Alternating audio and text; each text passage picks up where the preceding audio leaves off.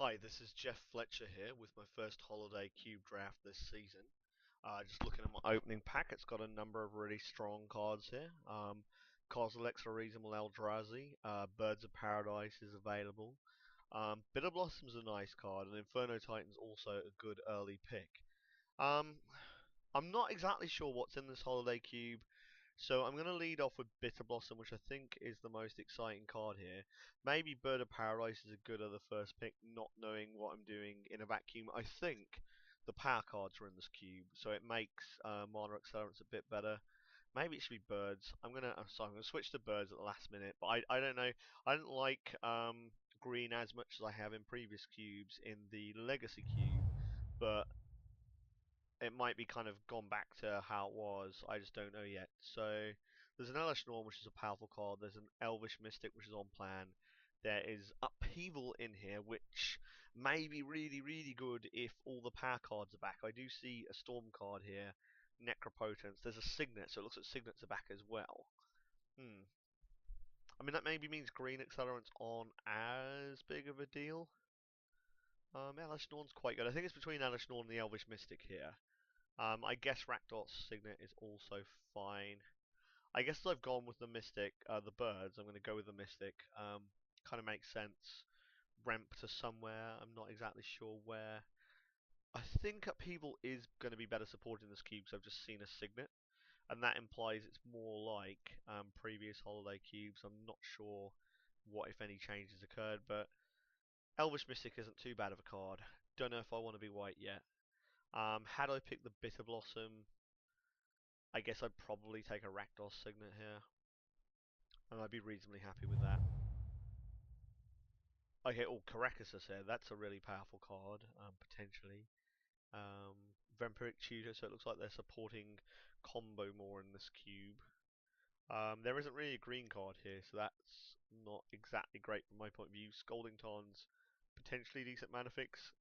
Chandra Pyromaster is a bit of a disaster against my birds and elves if it does bounce back against me, although I don't generally like red-green. I think I'm just going to take Caracas on grounds that it's a really powerful card. Lot of potential to be good against certain deck types. Potentially good in my archetype as well, maybe. Could jam Scalding Tarn here.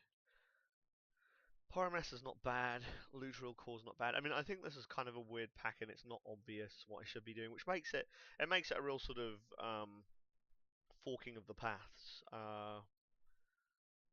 Yeah, I can see Caracas being useful, so that's what's going to happen. Right. Oh wow. So Mana Crypt is a card I generally think is one of the most powerful in any cube where it's available. Sure, it does you a bit of damage, and against mono red, that's not my favourite, but plus 2 mana, like basically 2 colorless moxes in one card is insane. Like it's absolutely broken. It allows you to do things like make turn 1 Coalition Relic, turn 2 Titan. Um, and decks often don't have a lot to say about that kind of behavior. There's no way I'm not picking this. I would have happily slammed it first pick, first pack. I'm not even sure what's better between this and Soul Ring. Like, this has more advantage and is good for all the same reasons, although, yes, it can damage you.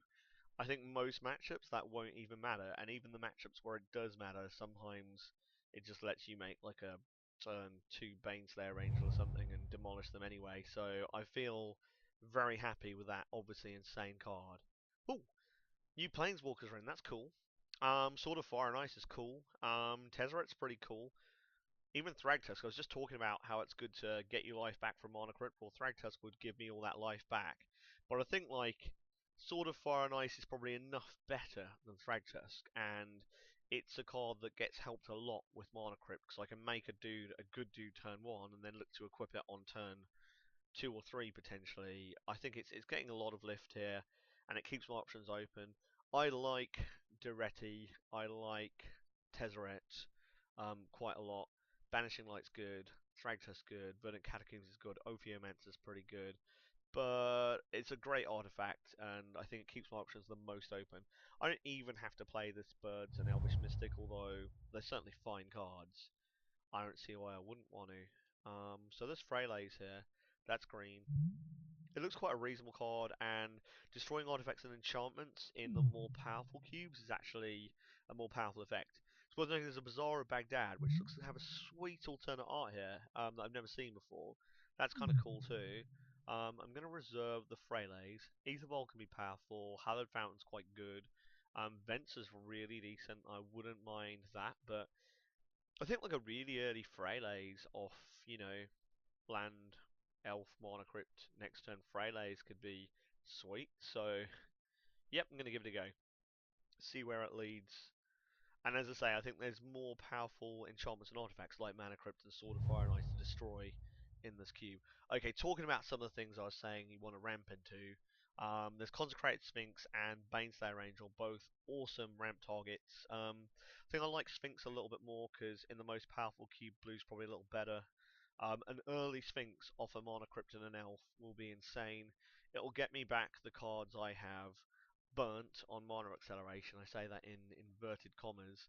I would like a lot of these cards. This seems so much more powerful than like the second and third packs that I saw, where there weren't good cards, and this pack has a number of really good cards. Like, even for Mono Red, Shrine of Burning Rage is really one of their better cards, even in a more powerful cube. So okay, nice. On the blue-green theme, I could do a lot worse than making a turn 2 Kiora the Crashing Wave. In fact, I think most opponents, if I do that, will be quite upset. Um, it has an epically good chance to go ultimate if I'm able to do that. Obviously, I need a mana crypt for it, and I need to generate both blue and green mana on turn 2. But if I can do those things, it's pretty realistic. Also, even on turn 3, it's a fine card. It stops big guys that have been ramped into or reanimated very early attacking. It's a pretty good card. I mean, Fire Blast here for the red deck, that's sweet. Electromancer here for the combo deck. And here is my pack 1 coming back. Glacial Fortress still here, don't know if I want it. Curse Scroll, alright. Boros Reckoner, okay. Stunning Growth, do I want to use 3 cards? Whoa, this seems like a mega beating if I accelerate into it, and that seems very realistic for my deck. Making this on turn 3 seems like a horrendous beating for most opponents. So yeah, I'll chance it. I might not make the deck, but I'm not. I don't think Kozilek's that much better. That I definitely want to grab it. So Chivalry for a bit of mana fix, and Alice Norn, which is a pretty sick thing to accelerate into. Spirit of the Labyrinth probably won't use. Rakdos Signet could use, but I don't think I want random accelerants too bad. So I'm going to grab Elish Norn here. There's a good chance I won't play this, although I'm not definitely blue yet, and white's I found a fine colour. Caracas is a mild pull for white, but I could quite see playing it if I'm not white as well. Here, Regrowth's fine. Probably won't play it. Scalding Tarn seems decent. I'm already likely planning to play Islands. Obviously, it's a bit of mana fix. It's better than Battlefield Forge. Paladin and Verdict are pretty mediocre cards that I just do not really care about, so I can bin them off and feeling pretty happy, feeling chipper. So Gidu Encampment, who cares? Progenitus, Cog and Dragonlord could be good in Modern Red. Flicker Wisp probably won't make my deck, but has the most chance if I end up playing white, so I'm going to reserve it. I could also think it's fine to hate Cog and Dragonlord here. The Dragonlord could be annoying against me. Here I'm just going to take the Planeswalker. I doubt I'll play it. In fact, I'm sure I won't. Like, it's kind of a weird loot. I guess if I have a free red splash and it's another Planeswalker I can accelerate to, it could see some play. I'm going to hate out the Lightning Strike. I predict Mother of Runes will be something I can kind of go over the top of a bit. Yeah, going to chuck this negate to the sideboard. Oops. Okay, not enough time. Move it to the sideboard. Like, maybe there's the tiniest chance I get an interest in playing red here because I've got like a removal spell and a Planeswalker, although it's not one that's currently super epic for me. Right, so here, Rothlos, very powerful accelerant. Grim Monolith, very powerful accelerant, but it's colorless. So, like, both these cards offer good things, but in different ways. Golgari Signet, possibly relevant to me. There isn't like an epic blue or green card in this pack. I mean, I guess Rothlos is a good green card.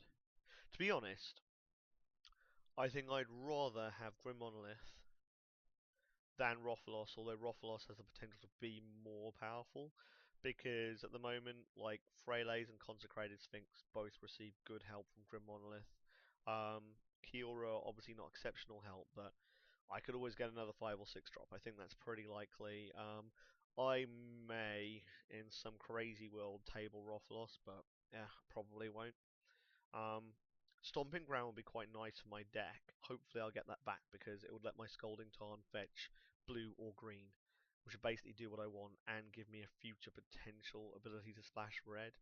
I still don't see the red cards as big things that I want, but maybe they are. So there we go. Pretty happy with that. What are we seeing here? Pool of Kranos. I mean, it's not the most exciting card in a fully powered cube. You know, it's alright.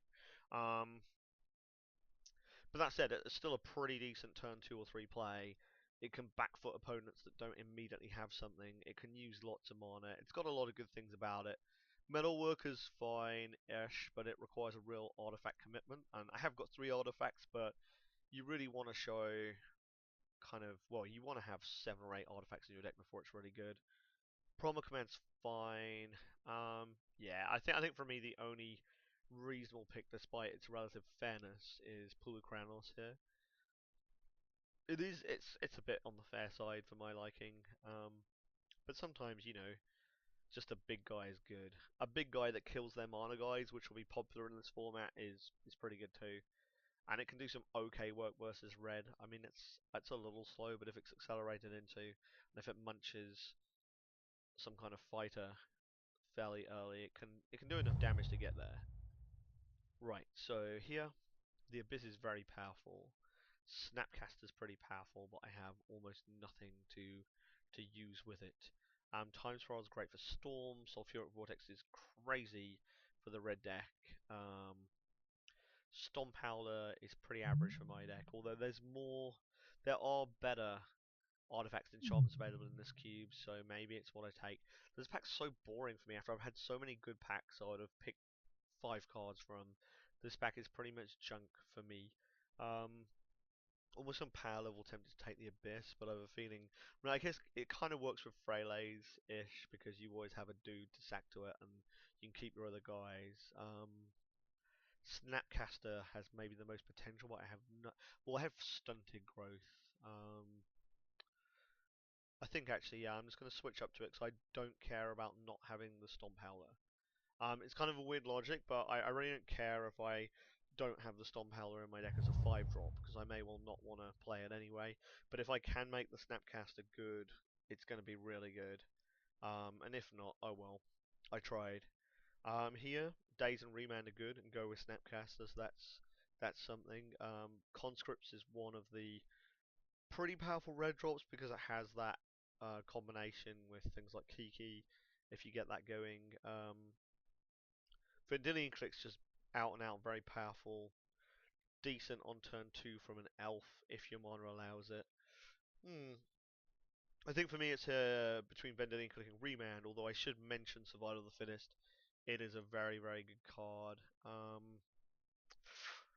This is actually difficult. I think Vendilion Click's a little better, so I'm going to take it, and it will carry my sword very nicely. So I think that just eases it ahead. Don't really like the double blue, as I could be in for quite a lot of forests in this deck, but we'll see. Okay, so straight away there's Vidalcan Shackles wanting me to have all the blue in the world. There's a Compulsive Research and a Harmonize, which are both pretty strong card draw options. There's a crazy combo card in Memory Jar. So it seems like the Storm player, like if there is one, could be getting really good cards here. Sneak Attack's very powerful, but isn't really yet for me. This is tough. Or I could just get Lodestone Golem because I could make that off Mana Crypt pretty effectively, cause a bit of hassle. I think overall here, I'm keen for Compulsive Research. It's also kind of nice with Snapcaster. It's good to be able to pick between your cards. Um, this card and Harmonize aren't too far off each other, but the color requirements on this are a little easier. Cost is a bit cheaper. Okay, so here we've got a Flooded Strand that could be good in my deck, assuming some kind of duel happens at some point for me. It hasn't yet. There's a Yavimaya Elder, which is reasonably nice. It's got the potential to fix mana in the event that that's what I want to do. It's an okay kind of value interim drop, something alright to do on turn 2 if I have an elf or a bird. I think here I'm going to find enough 3 drops, so I'm going to take Flooded Strand and make that dual end when I get it really good.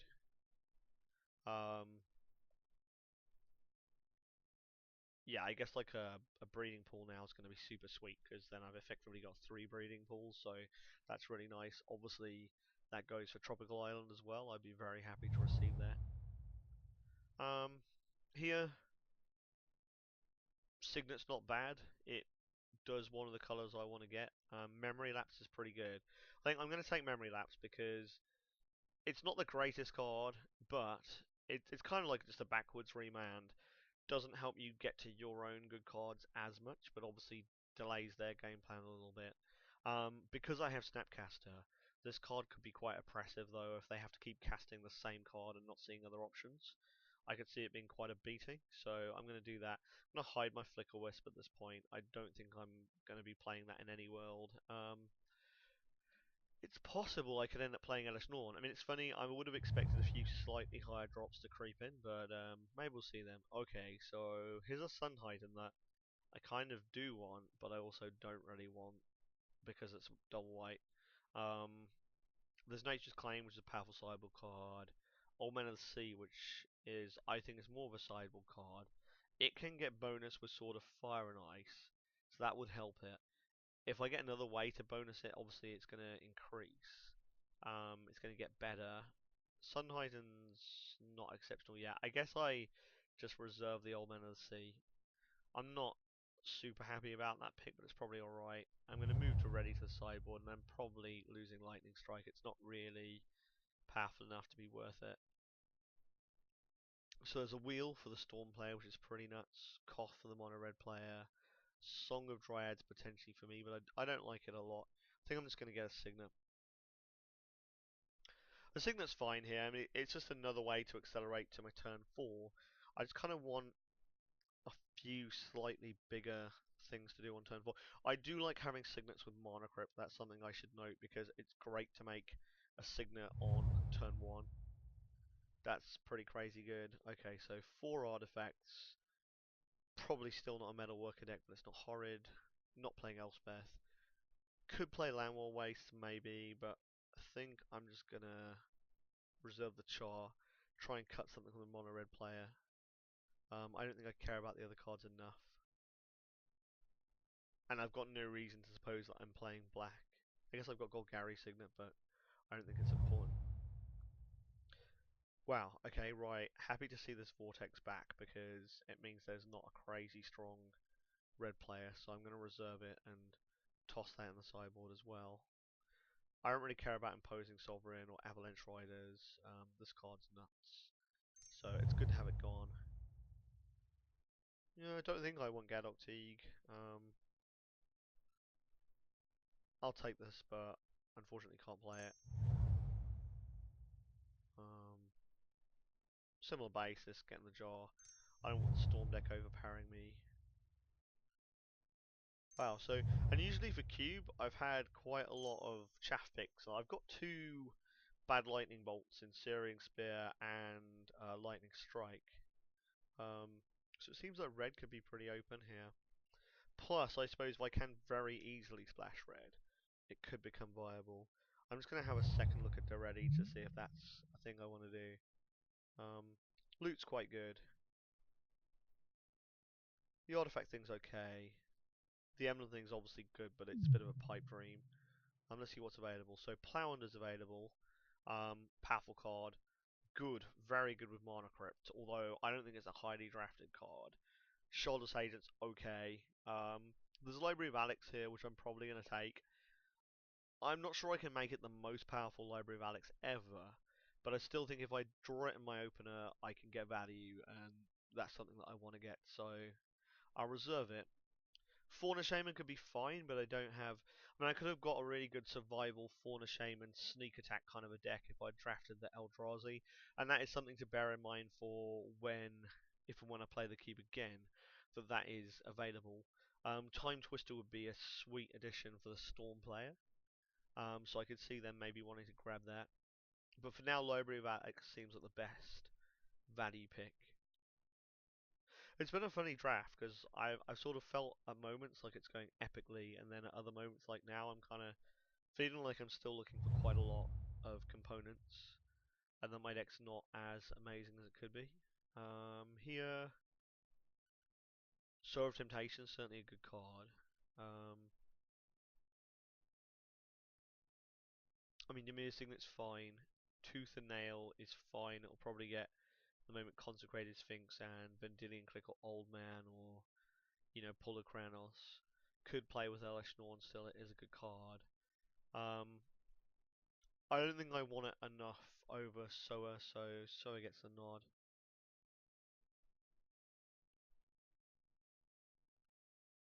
I guess one thing about having all the artifacts in this cube and so much mana is it actually has a few less finishers, because I felt like I'm normally inundated with 5 and 6 drops, where here I'm actually struggling to have the 4, 5 and 6 drops that I want to make off all my acceleration. I've got absolutely sweet accelerating options, and actually at the moment not enough to take advantage of that. I guess having these flyers with Sword of Fire and Ice is a bit of a theme, at least it's something. So here's like some more pretty average accelerants. Selesnya Signet, could have had Recurring Nightmare and Survival would have been sick. Grand Architects here. I'm just going to have a little look at this and what it offers. Don't think I need Search for Tomorrow. So this was like Crusade for blue creatures, make artifacts blue, tap blue stuff to spend mana on artifacts. The thing is, I don't have really expensive artifacts. This card doesn't seem great, actually. I think I'm just going to take Reclamation Sage. I think this ability is a May. Yeah, it's a May. So this card's actually pretty good for me because if my opponent makes a Signet or some early piece of mana, which a lot of the decks are going to want to do now, it can just blast it. And at 3 mana, like, it comes online the turn after they'll have made it. So I actually think this is quite likely to get value, and value even out of accelerants early enough to make it quite devastating. Like, if you made a Signet on turn 2 and I blow it up immediately on turn 3 for value, I think that's gonna be tough. Okay. So two big things that I want come along at once, because Frost Titan is the exact finisher a Mana Crypt deck wants. The card is devastating, is a great duelist against other big guys, and shuts down opposing decks' chance of beating you with aggression, or just stopping you because you can shut their mana down. I wouldn't mind Acid Slime. I really want Tropical Island to make my mana better. It can come off both my fetch lands. God, this is a tough choice. I don't think I'm going to get another shot at this Frost Titan, so I'm going to take it. I'm I'm kind of no idea. This could be making a big mistake. Um, if I'd seen more finishers, I wouldn't have to be doing this. So I really do want that card though in my deck.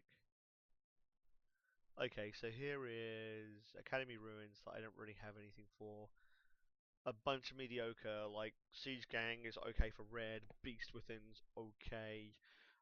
It's not a card I can completely ignore the Beast with. I guess it's sweet if I steal the Beast with Old Man or Soa, but that's not that easy. I don't have lots of bounce. I might want Avacyn's Pilgrim, although it's pretty much on a level. It's not as good as Bird of Paradise. It's exactly the same as Elvish Mystic, more or less, for me. Could take Mastercore. It's just something to accelerate into. It's a big drop I can make that's early. Yeah, I think I will.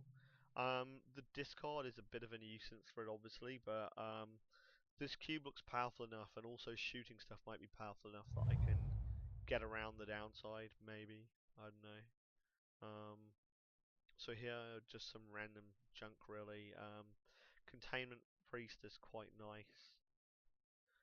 Containment Priest and Beast Within is a combo that's sort of worth maybe being aware of, but doesn't really do anything too big, but it's worth knowing. If you have it, it's really nice, makes your Beast Within a lot better. I'm probably going to just reserve this Hinterland Harbour. Well, not probably, definitely. Um, Magus of the Moon is sweet if we're a red deck, although we're not playing that many non-basics that this would really wreck our plans. Rancor actually weirdly can go quite well with Old Man to turn him into a much better creature. Um, my deck's not very aggressive though, it doesn't really have enough aggressive drops to be truly devastating in that sense. So I think that makes sense. Okay, so here we've got like a Windswept Heath, which would have made that tropical island absolutely sick if we had it. We do not, so I'm gonna have to get over that a bit. Finhorn Elves is viable. Turn one acceleration. We maybe want another one of that effect. I'm not super needing another one. Jace is actually fine. Um, Jace kind of wants our mana to be better for him, but I still think he may be the best card as a bit of glue to add cohesion is kind of what my deck wants. It's got 5 lands in it at this point, so it's not actually got all the cards it needs. I feel like with Birds, Mystic, Signet, Monolith, and Crypt, I have a lot of accelerants though. Okay, this is kind of what I wanted. Tamiyo is a really good card. Oath of Druids isn't bad, but it's certainly not for me. Tamiyo's a perfect 5-drop and obviously curves perfectly into Frost Titan and works well with stuff like Stunted Growth, so you can completely throw your opponents off their game plan, not allow it to develop, and shut down permanents. Like, having Tamiyo's really good. I'll put away the Celestial, and I can't really see playing it now. My mono's not going to be good enough. Really happy to get Tamiyo. Would have been fine with Polluted Delta or Ponder. Obviously, all these fetch lands I'm seeing would have made that tropical island the absolute nutter butters, and makes me wish that I would have had it. I'm not sure the nutter butters is a particularly technical term, but that's what it would have been. Here, I'm going to take the Plow Under. This card could just be stupid, especially with Tamiyo and Frostbite in it. I might table that Acidic Slime and then have like a real mana denial structure to my deck, and Reclamation Sage will serve to accentuate that, and things like Memory Lapse will make it even harder for my opponent to draw out of the hole that I'm planning to dig for them. It sounds a bit mean, I guess, but it's going to be good. Burst Lightning's decent. Iona, I probably don't care about. Manic Vandal could be bad for me, so I'm gonna put it to my sideboard. Yep. Okay, so Ice Concept with almost no targets, don't care. Grand Architect, don't really care, but it's probably the better card, so I'll add it to my sideboard. Don't think I care about the others. Here is an Electrolyze I'm not going to play, and a Searing Blaze. I'm gonna put this Searing Blaze in my sideboard as I don't like that idea. Lightning Helix could be a pain for me, so I'm add that. I've probably got a decent red deck in my sideboard, I'm just realising at the moment. I guess that's the way of cubes sometimes, so hopefully, 1, 2, 3, 4, 5. Okay, that gives me 23 cards in my deck, so this should be an easy build, although I have to say, sadly, it's not because I think I have the absolute best deck going, it's more just because I played every card that was on strategy that I could find. Um, so this is everything that I'm not playing. I could have had better mana dip into the red for the Spear and the Strike. I would have really liked to get better mana off of having all the fetch lands, but I have not succeeded in that task. So I'm just going to put away my fetch lands and also my Caracas. Like, Caracas is a card I'll definitely consider boarding in if it's going to affect the game my opponent can play.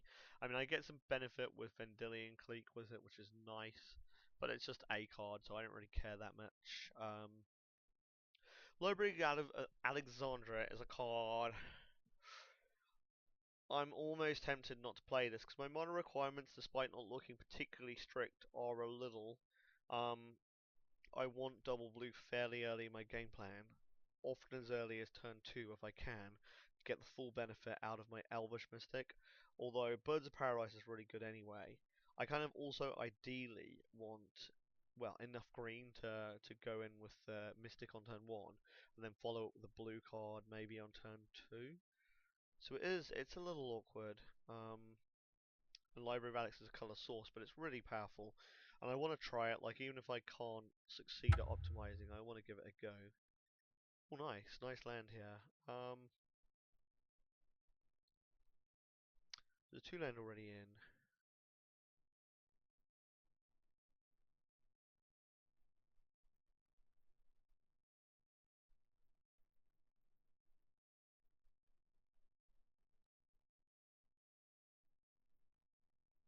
So it's like a 7/7 split, and then like maybe a because I want green on turn one.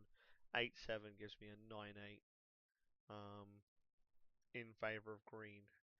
Maybe it should be 9/8 in favor of blue. Hmm.